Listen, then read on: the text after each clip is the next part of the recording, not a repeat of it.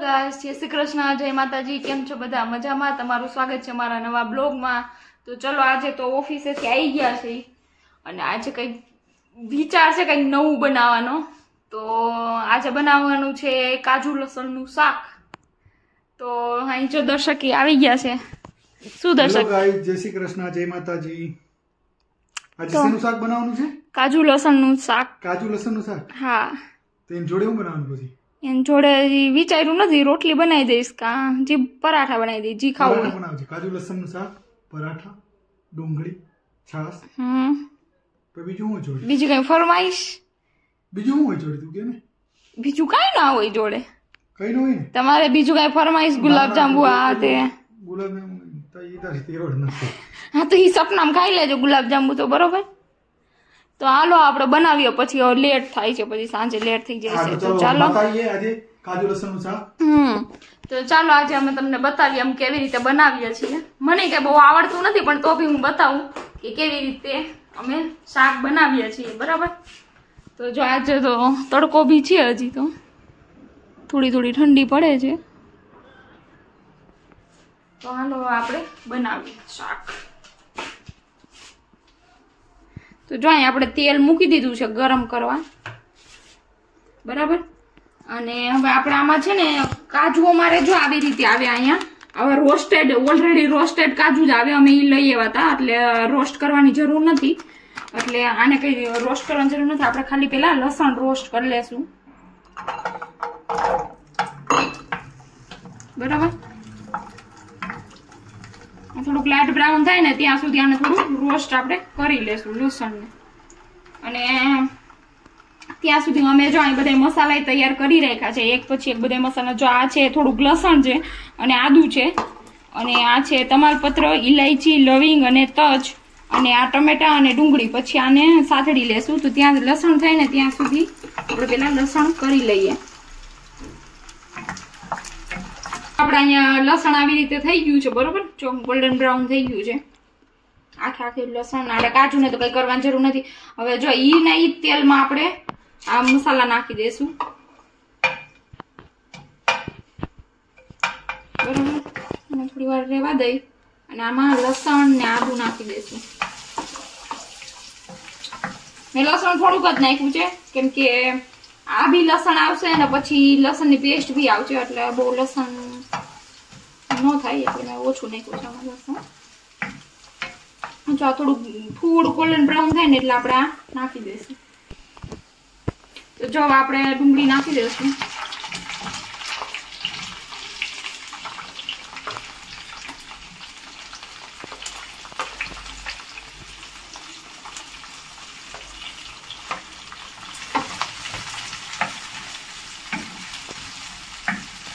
આને છે ને તમે એક ઇન્સ્ટન્ટ રીતે બી બનાવી શકો। જો તમારે આવી રીતે સાતડી ના કરવું હોય ને તો છે ને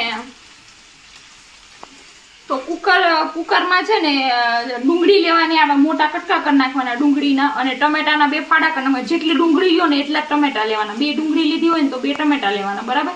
અને એમાં લસણની કળી નાખવાની 4-5, અને સુકેલા લાલ મરચા નાખવાના કલર માટે, જે કશ્મીરી મરચું આવે ને એ કલર માટે, અને થોડી તીખાસ માટે, અને આદુનો ટુકડો નાખવાનો, અને થોડુંક અમથું પાણી નાખવાનું, અને થોડા કાજુ નાખવાના।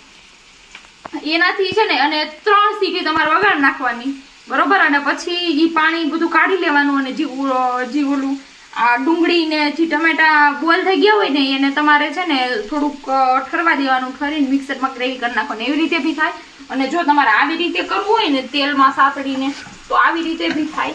તો તમને જે ઈઝી લાગે એ તમારે કરવાનું। મોસ્ટ ઓફ તો તમને કુકર વાળું જ ઈઝી લાગે, પણ અત્યારે મેં કુકર વાળું નથી કર્યું, મેં આવડું આ કર્યું છે। તો આપણે ક્યારેક કુકર વાળું બી ટ્રાય કરશું। ચલો આ થોડુંક થઈ ગયું છે, હવે આમાં આપણે ટમેટા નાખી દઈશું, અને આની જોડે જોડે થોડું મીઠું નાખી દઈશું, કેમ કે મીઠું નાખીને તો ટમેટા જલ્દી થઈ જાય।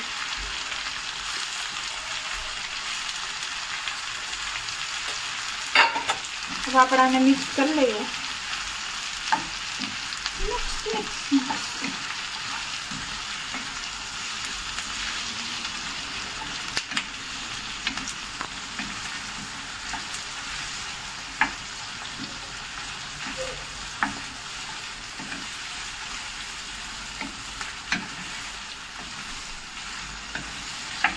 થોડીક વાર આમ ખાવા દઈએ પછી ઢાંકણ ઢાંકીને ચડવા દઈશું.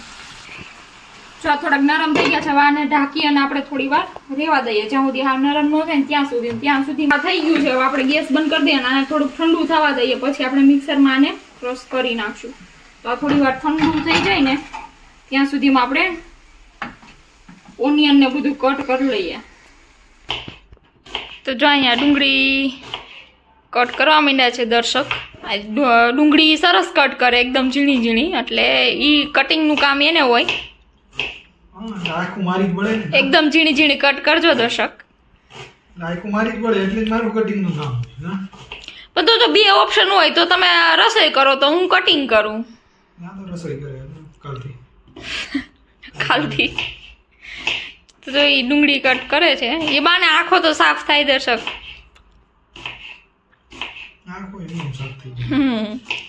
અને ત્યાં સુધીમાં આપણે પરોઠાનો લોટ બાંધી લઈએ. હા એટલી થઈ જશે. હા પણ એકદમ ઝીણી ઝીણી ફાઇન ચોપ કરજો.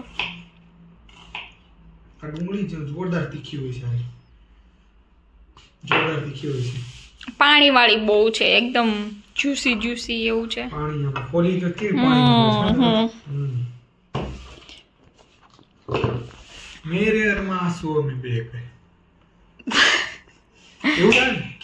ખબર નહીં, હું કઈ સોંગ ના સાંભળું, તમે સાંભળતા હોય. મેરે અરમાન આંસુઓ મેં બે ગए. જો એટલે ઓરિજિનલ આંસુઓ બે ગયા જોઈ ખબર છે. એકવાર આ રોમનિયન લોકોને આપણે ખાવા બોલાવા છે હે ને, ઇન્ડિયન ફૂડ. ઈ નો ખાય કે આ લોકો આપણું ખાય જ નહીં. આ લોકો તીખું ખાલી સ્મેલ આવશે ને ત્યાં ભાગી જાય. જોઈને જ ઈ લોકો કલર જોઈને જ એમ કહી દે કે નહીં આ બહુ સ્પાઈસી હશે. અમુક લોકો જ ખાય ખાલી, અમુક તીખા. પણ ઈ આટલું તો ના જ ખાઈ શકે એમ. આપણે જેટલું આપણે નોર્મલ કહેવાય ને એટલું આ લોકો ના ખાઈ શકે. પણ કાંઈ નહીં, આપણે એના માટે સ્પાઈસી નહીં બનાવીએ.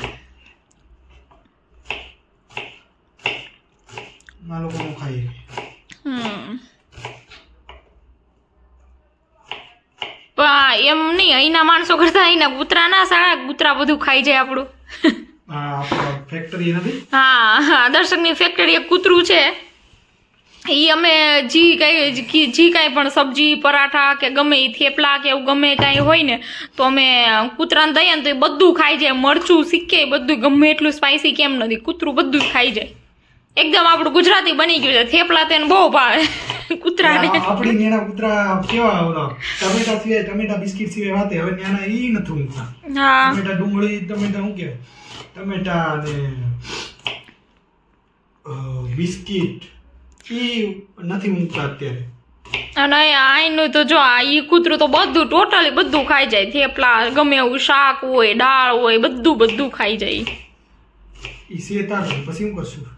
પછી તો જી થાય. હજી તો છે ને, પણ બીજા તો છે ને નાના ગલુડિયા, ઈ કેવડા મોટા થઈ ગયા છે ને અત્યારે. હવે જો ડુંગળી થઈ ગઈ છે, બહુ ઝડપથી કરી નાખી. 3 ડુંગળી થઈ ગઈ છે. હવે તો ચલો ત્યાં સુધીમાં હું લોટ બાંધી લઉં. બરાબર ચલો. તો જો આપણે અહીંયા ગ્રેવી થઈ ગઈ છે બરોબર. આપણે મિક્સરમાં ક્રશ કરી લીધી, ઠરી ગઈ પછી. અને આમાં થોડા કાજુ બી નાખી દીધા છે આપણે રોસ્ટેડ, એટલે થોડીક ટેસ્ટ મસ્ત આવે આનો.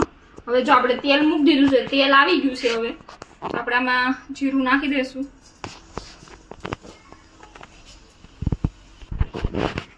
જો આપણે જીરું નાખી દીધું. હું જો અહીંયા આવી રીતે છે ને, આવી રીતે મસાલી હોય ને એમાં આવી રીતે કાગળ ટીશ્યુ પેપર રાખ દો, એટલે ખરાબ થાય ને તો ધોવું ન પડે. ડાયરેક્ટ કાગળ ફેંકી દેવાનો, કેમ કે ટાઈમ નથી ધોવાનો. એટલે ધોવાનો ટાઈમ નથી મસાલ્યું, એટલે નીચે કાગળ નાખ દો એટલે બગડે ને તો કાગળ ફેંકવાનું રહે, બાકી મસાલ્યું એવું ને એવું જ રહે.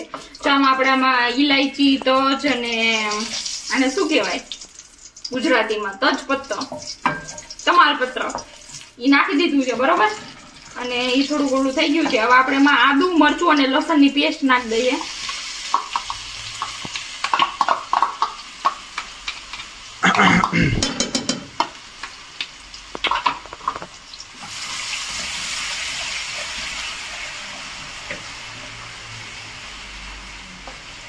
આપણે આદુ મરચાની પેસ્ટ નાખી દીધી છે બરાબર. મને થોડી વાર સોતે કરી લેશું.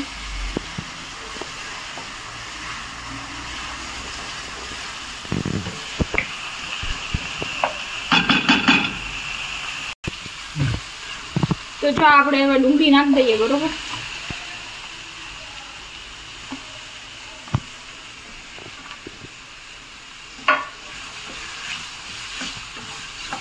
મિક્સ કરી લેવું.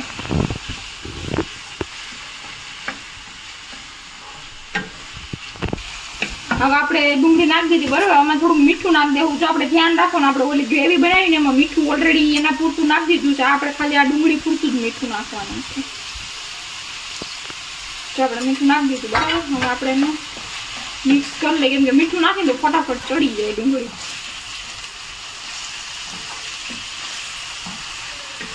હવે આપણે આને ગોલ્ડન બ્રાઉન થવા દઈશું, બરોબર. તો આપણે ડુંગળી થઈ ગઈ છે, બરોબર. તો આપણે એમ મસાલા નાખી દઈએ. આ થોડીક હળદર નાખી દઈએ, આ થોડીક સટણી નાખી દઈએ, સટણી, ગરમ મસાલો, અને થોડોક નાખી દઈએ કિચન કિંગ. જે કિચન કિંગ તો દર્શકે ખતમ કરી દીધો છે, થોડોક છે હવે, કેમ કે દર્શક રસો બનાવે કિચન કિંગ બહુ વધારે નાખે. વધારે નાખો, થોડુંક સ્વાદ અનુસાર જ હોય કિંગ. પણ આ ઘણો આયલો, કેમ કે અમે ઇન્ડિયા ગયા હતા ને ત્યારે અમે લઈ આવ્યા હતા. 2 વર્ષ સુધી આયલો આ મસાલો. બસ તો પછી 2 વર્ષમાં આપણે ખતમ થઈ ગયો છે. હવે તો ઇન્ડિયા જવું પડશે ને લેવામાં. હા, તો ઇન્ડિયા જાવ ત્યારે આપણે બધું મિક્સ કરી દઈએ.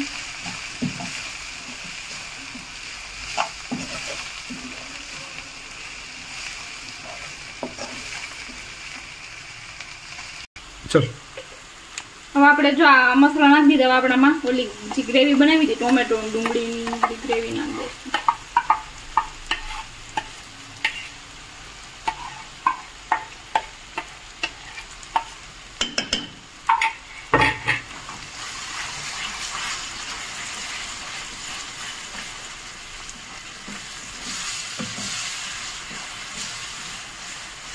જો આપણી પાસે કાશ્મીરી મરચું નથી તો આપણે જ્યાં અહીંયા આવી રીતે આ કેપ્સિકમ હોય ને, કેપ્સિકમ એનો પાવડર આવે, એટલે આ લોકો આવી રીતે યુઝ કરે. આ લોકો તીખું ન ખાય એટલે આ યુઝ કરે. આનાથી ખાલી કલર આવે, ટેસ્ટ ન આવે તીખો, ખાલી કલર આવે એમ. તો આપણે આ એડ કરી દઈએ કલર માટે, બરોબર. અને મિક્સ કરી લઈએ એટલે આનો મસ્ત કલર આવી જાય. તો જો હવે આ ગ્રેવીમાં આપણે છે ને પાણી નાખી દેવું. પેલું ગ્રેવી બનાવી હતી ને એનું જ પાણી છે આ, બરોબર. થવા દઈશું. તો જો હવે આપણે ગ્રેવી થઈ ગઈ છે. હવે આપણે એમાં થોડુંક દહીં નાખશું. ગેસ ધીમો રાખશું દહીં નાખું ત્યારે. અને આમાં તમે મલાઈ બી નાખી શકો અને હજી થોડું ફ્રેશ ક્રીમ આવે ને એ બી નાખી શકો, પણ 2 માંથી કોઈ વસ્તુ મારા પાસે નથી એટલે મેં દહીં નાખ્યું છે. આપણે આને મિક્સ કરી દેવું.